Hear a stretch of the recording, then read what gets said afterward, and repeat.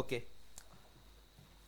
Topic number 3, multiplication between the two matrices.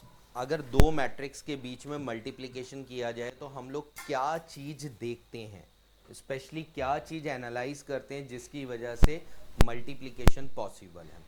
For example, पहली matrix दे रखी है ए, ठीक है। ए मैट्रिक्स में ऑर्डर ले लिया मैंने m इंटू एन। m और n क्या हो गए हमारे ऑर्डर ऑफ द मैट्रिक्स। दूसरी मैट्रिक्स ली बी, जिसका ऑर्डर मैंने लिखा p इंटू क्यू। मल्टीप्लिकेशन कब पॉसिबल है? मल्टीप्लिकेशन पॉसिबल है जब पहली मैट्रिक्स का कॉलम और दूसरी मैट्रिक्स का रो, ये दोनों चीजें आपस में इक्वल हो। ये दोनों चीजें आपस में क्या हो? इक्वल, तभी मल्टीप्लिकेशन पॉसिबल है, अदरवाइज मल्टीप्लिकेशन पॉसिबल नहीं है। ठीक है, अब मान लो यार ये मल्टीप्लाई हो गए, क्योंकि हमने बोला n और p आपस में इक्वल है तो ये मल्टीप्लाई हो गए, लेकिन आफ्टर मल्टीप्लिकेशन होने के बाद इनका ऑर्डर क्या होगा? इस मैट्रिक्स का ऑर्डर क्या होगा? जो बचे हुए एलिमेंट है m और q, यही आपका ऑर्डर होगा।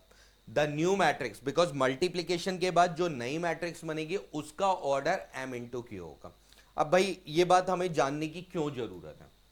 मल्टीप्लिकेशन क्यों होगी, पहली चीज ये पता होनी चाहिए, इसकी वजह से आफ्टर मल्टीप्लिकेशन न्यू ऑर्डर आ रहा है, ये ध्यान रखना है। बिकॉज एमसीक्यू में ऐसे क्वेश्चन आ सकते हैं, कुछ ऐसे क्वेश्चन आ सकते हैं, दो मैट्रिक्स दे रखे हैं, उनके ये ऑर्डर हैं, तो इनकी मल्टीप्लिकेशन हो गई, इनके बीच में एडिशन हो गया या सब्ट्रैक्शन हो गया, तो व्हाट अबाउट द वैल्यूज, इस तरीके के क्वेश्चन आ सकते हैं।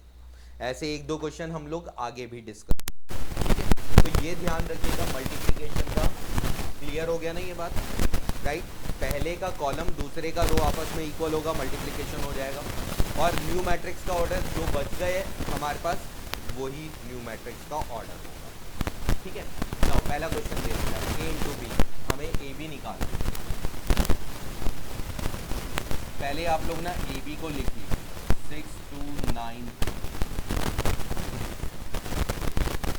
27690।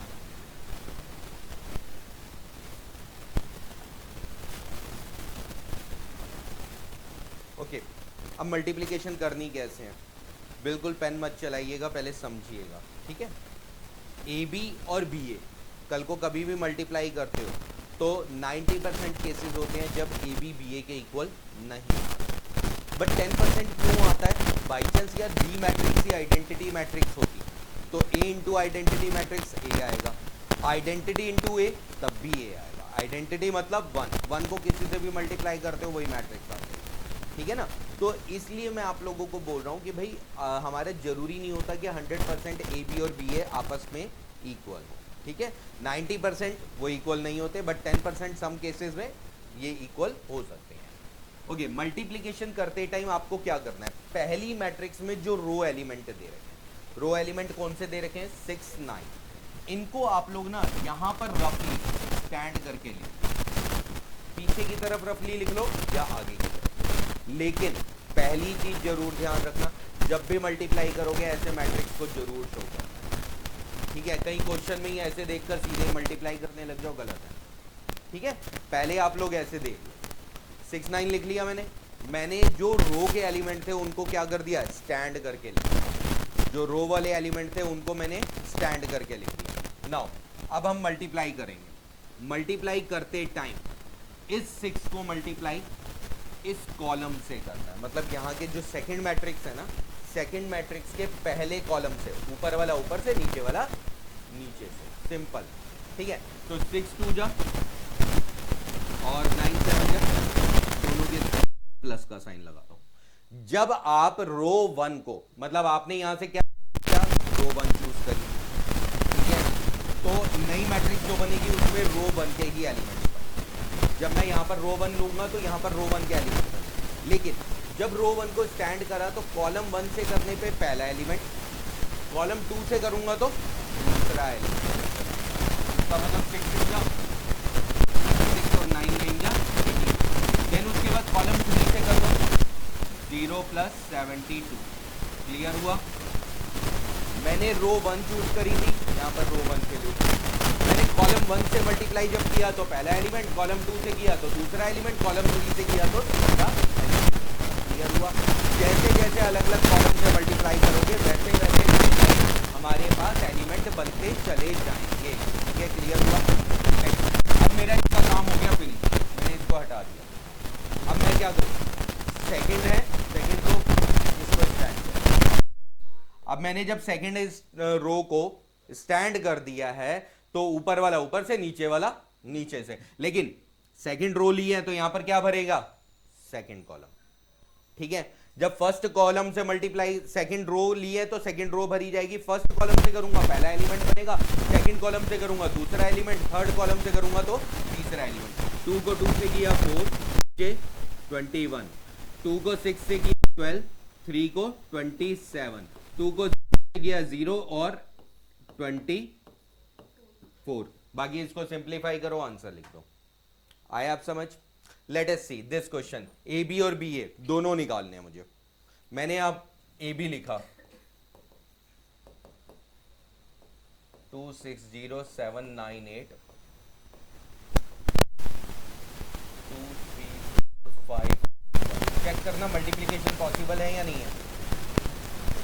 चेक करिए मल्टीप्लिकेशन पॉसिबल है या नहीं। पहले का क्या ऑर्डर दे रखा है, 2 इंटू 3। दूसरे का, तो पहले का कॉलम दूसरे का रो आपस में इक्वल है, इसलिए मल्टीप्लिकेशन पॉसिबल है। ठीक है, इसके बाद आप लोग क्या करेंगे, इसके बाद क्या करेंगे आप लोग, 260 को मैंने रफली स्टैंड कर दिया। जब आप लोगों को प्रैक्टिस हो जाएगी ना तो आपको स्टैंड नहीं करना, आप डायरेक्ट ही कर लो। ठीक है, नाउ अब क्या करूंगा, 2 को 2 से 4, आगे बोलो, प्लस 24 प्लस 0। पहले कॉलम से किया, पहला एलिमेंट बन गया। आगे बोलो, दूसरे कॉलम से करूंगा, क्या आएगा बेटा, 6 30 0। ठीक है, इसका काम खत्म। नेक्स्ट क्या करूंगा, अगला स्टेप, 798 को स्टैंड कर दिया मैंने। ठीक है, देन 14 36 16। नेक्स्ट आगे आप समझ, क्लियर हुआ? अच्छा, इसमें आपने ऑर्डर बोला था 2 इंटू 3, इसमें ऑर्डर बोला था 3 इंटू 2। तो नई मैट्रिक्स का ऑर्डर क्या होना चाहिए, वही बनाना, 2 क्रॉस 2। आ गया क्लियर? अब जैसे मैंने ए बी निकाला, सेम आप बी ए निकालना। बी ए और ए बी आपस में इक्वल नहीं आएंगे, ये शो करना है। राइट, करना शुरू करिए। हाँ, ये जरूर है, एडिशन करके फाइनल आंसर जरूर लिखना। दोनों का एडिशन 28 एंड 36 एंड 52 एंड 66 और 48 53 53 एंड 21 74। ठीक है, क्लियर हुआ? करिए कंप्लीट।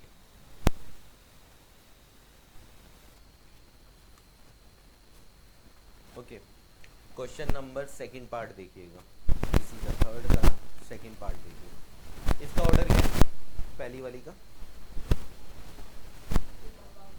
3 कॉमा क्यों, 3 क्रॉस, यहाँ पर 1 क्रॉस।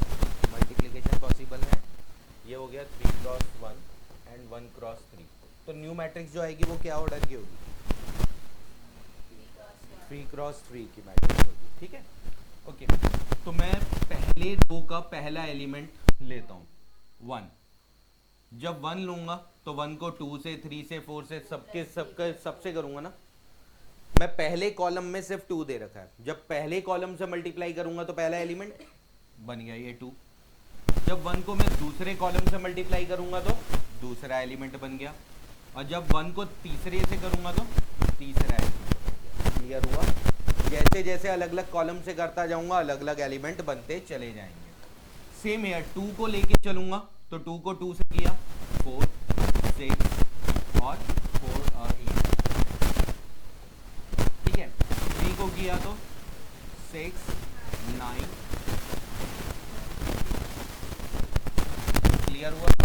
ये क्वेश्चन अपनी तरफ से स्टार मार्क करके चलना, क्योंकि एक बारी में सब बच्चों को क्लियरिटी नहीं होती, तो एक बार ये क्वेश्चन ना होमवर्क में रिपीट भी करेंगे आप लोग। ठीक है, उसके बाद क्वेश्चन नंबर थर्ड पार्ट करिएगा इसका। थर्ड पार्ट करने के बाद आप लोग इसी में फिफ्थ पार्ट करेंगे, थर्ड एंड फिफ्थ पार्ट, दो पार्ट आप अभी करेंगे साथ साथ, ठीक है। ये उतार लीजिए और वो दो पार्ट करिए फिर।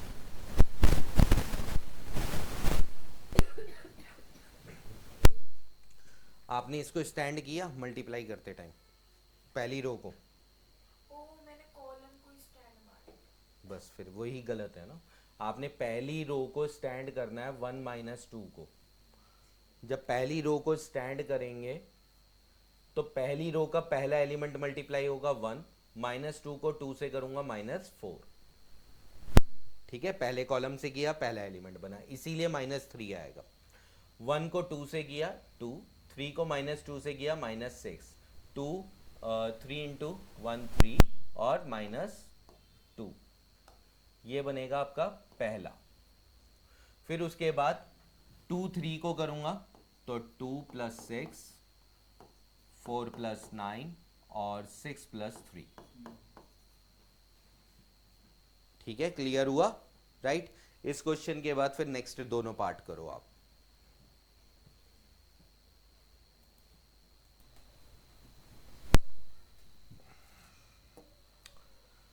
No this is question number 4, ठीक है। आपको क्या प्रूव करना है, fx into f y equal to f x plus y होना चाहिए। एफ एक्स आपको गिवन, एफ वाई तो गिवन ही नहीं है। अब मैं एक सिंपल सा सवाल करता हूँ यहाँ पर, अगर मैं इस जगह x, इस पोजीशन पर x, इस पोजीशन पर x पर 30 डिग्री बोल दूँ तो आप क्या करोगे, जहाँ जहाँ x लिखा है वहाँ पर 30 डाल दो, ठीक है। अगर इसी x की जगह मैं बोल दूँ y डाल दो तो एफ वाई मिल गया मुझे, cos y sin y 0 sin y cos y 0 0 0 1। अब मुझे क्या करना है, एफ एक्स एफ वाई दोनों का प्रोडक्ट,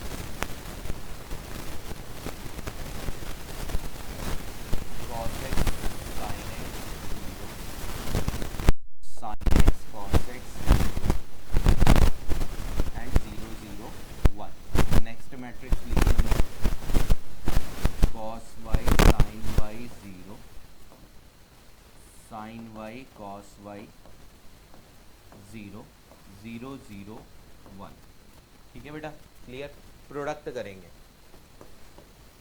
ओके, पहली रो को कॉलम से, तो पहला एलिमेंट पहले से मल्टीप्लाई किया cos x cos y, दूसरा एलिमेंट दूसरे से मल्टीप्लाई हो जाएगा माइनस साइन x, और प्लस में क्या आ जाएगा 0 इंटू 0, तीसरा एलिमेंट तीसरे से होगा तो 0 इंटू 0 0 ही रहेगा। 0 प्लस में लिखो या ना लिखो, अगर लिखना भी चाहो तो +0 लिख दो, कोई प्रॉब्लम नहीं।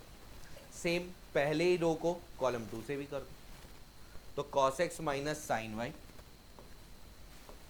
cos x sine y minus बाहर निकाल दिया मैंने, और minus cos x sine y minus sine x cos y and plus का 0। लास्ट एलिमेंट भी अगर मैं मल्टीप्लाई करता हूँ तो 0 0 0 सेम ईयर sine x cos y plus cos x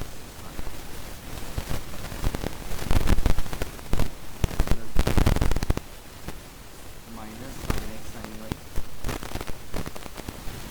आप लोग अपनी तरीके से ना, अपने हिसाब से, जैसे मैंने स्टैंड करके बोला ना, आप लोग वैसे ही करो। बाकी क्रॉस चेक यहाँ पर, क्रॉस चेक यहाँ पर कर लेना, खुद अपने हिसाब से करो ताकि पता चल जाएगी यार कहीं मैं तो गलत नहीं कर रहा, ठीक है। तो आप लोग अपने हिसाब से करिए मल्टीप्लाई।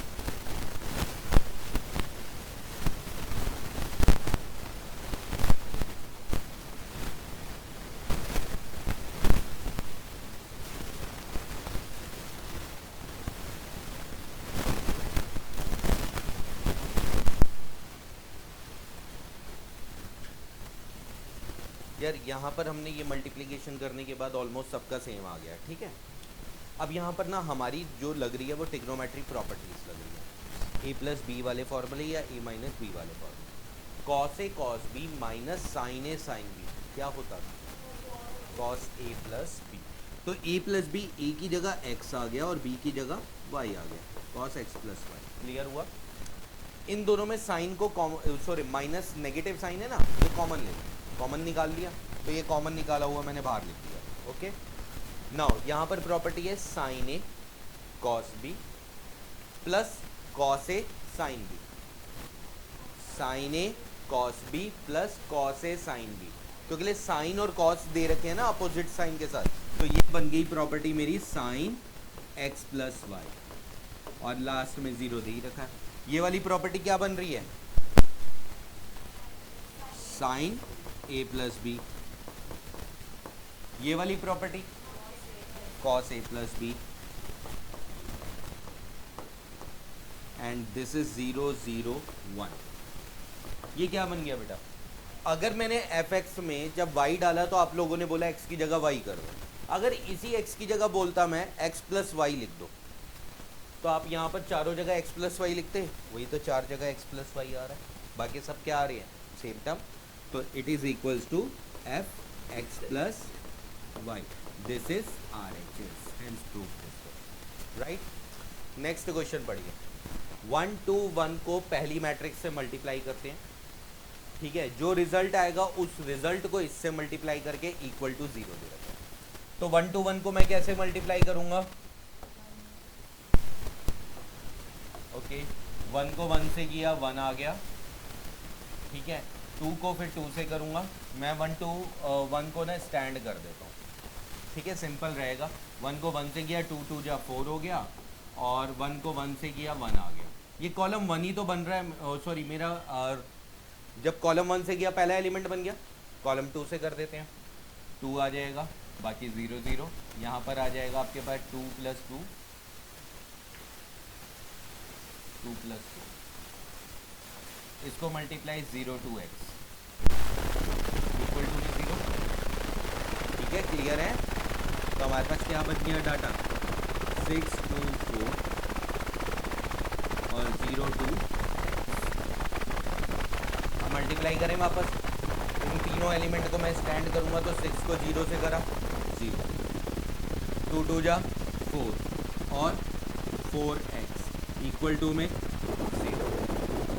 क्यों, क्योंकि इसको इससे मल्टीप्लाई करने पे ये एक मैट्रिक्स बनेगा, क्लियर, उस मैट्रिक्स में एक एलिमेंट है, और राइट साइड में क्या है, नल मैट्रिक्स, 0 का मतलब क्या होता है, O का मतलब क्या होता है, it is called a null matrix, right side में जो दे रखा है वो नल मैट्रिक्स है 0 का मतलब, तो इसका मतलब इस पूरे एलिमेंट को मैं किसके इक्वेट कर दूंगा, 0 से इक्वेट करूंगा, और x की वैल्यू क्या आएगी मेरे पास -1, this is your answer, clear हुआ, ठीक है, इक्वेट करने पे 4 उधर गया, 4 से डिवाइड किया, -1 इज योर आंसर, राइट, करिए कंप्लीट,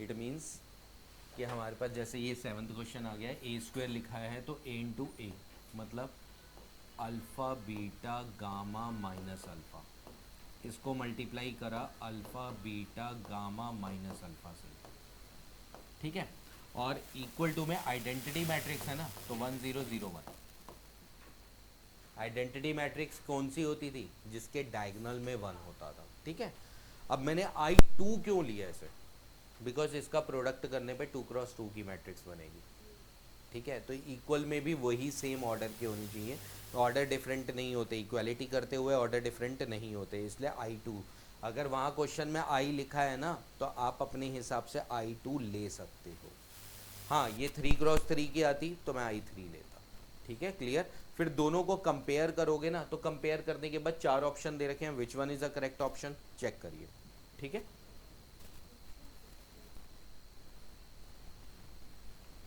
8th क्वेश्चन में ए मैट्रिक्स नल मैट्रिक्स नहीं होनी चाहिए, नल मैट्रिक्स कौन सी मैट्रिक्स होती है, जिसमें सारे एलिमेंट ही आपके 0 आ रहे हो, तो यहाँ बोल रहा है ए नल नहीं होनी चाहिए, बी नल नहीं होनी चाहिए, लेकिन दोनों का प्रोडक्ट नल होना चाहिए, तो यार मैंने ना अपनी तरफ से एज्यूम करता हूँ ए मैट्रिक्स को 0 0 0 1, कोई problem, it is not a null matrix. B matrix को ऐसे ही कुछ भी एज्यूम कर लो 1 0 0 0, करना ए बी का प्रोडक्ट, क्या चारों एलिमेंट 0 आते हैं, अगर आते हैं तो यस, मतलब ए नल नहीं है बी नल नहीं है, लेकिन दोनों का प्रोडक्ट नल मैट्रिक्स है, अपनी तरफ से कोई भी एग्जांपल ले सकते हो, किसी भी ऑर्डर का ले सकते हो, नेक्स्ट क्वेश्चन में आप लोगों को P इंटू क्यू करना है, ये आंसर आना चाहिए, और Q इंटू पी करने पे भी यही आना चाहिए।